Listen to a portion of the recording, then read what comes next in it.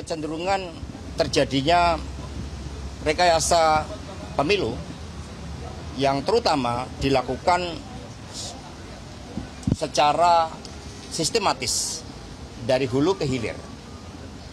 Kemudian yang ketiga, dilakukan juga kajian-kajian terhadap beberapa pasal-pasal di dalam Undang-Undang Pemilu tentang keterlibatan dari pejabat negara yang menurut Undang-Undang Pemilu itu bertentangan.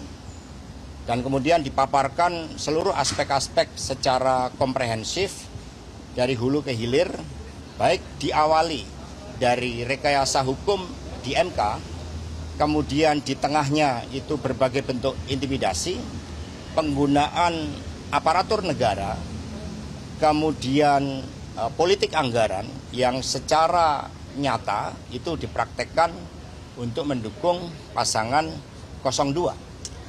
Berbagai anomali pemilu itu telah menyentuh aspek legitimasi dari pemilu tersebut. Nah, karena itulah kemudian yang keempat dibentuk tim khusus untuk melakukan suatu audit forensik.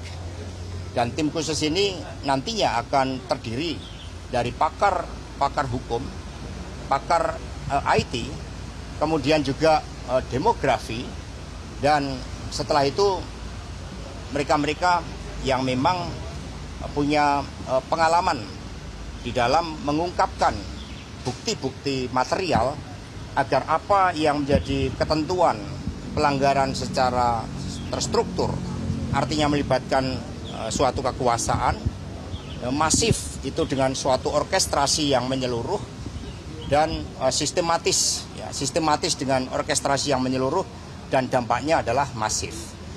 Ya, sehingga tim khusus ini segera dibentuk, nama-nama sudah dikumpulkan dari orang-orang yang punya kredibilitas tinggi dan juga punya suatu spirit di dalam menjaga marwah demokrasi yang berintikan kedaulatan rakyat, demokrasi yang ada etika politik, demokrasi yang tidak menghalalkan segala cara.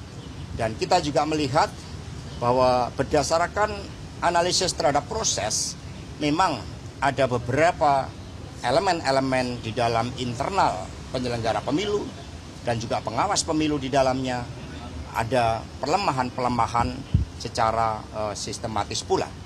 Demikian pokok-pokok dari rapat tadi, dan semua mencermati bahwa proses hukum ini harus dikedepankan karena kita negara hukum. Kemudian dikaji juga proses politik, baik yang ada di parlemen maupun juga proses-proses politik di dalam pencermatan terhadap seluruh tahapan pemilu itu sendiri. Kabarnya tim khusus yang tadi itu dibentuk isinya adalah orang-orang TPN dan partai politik atau juga ada dari masyarakat sipil, Mas? Tentu saja pergerakan masyarakat sipil ini independen. Mereka merdeka, mereka bergerak karena tuntutan nurani.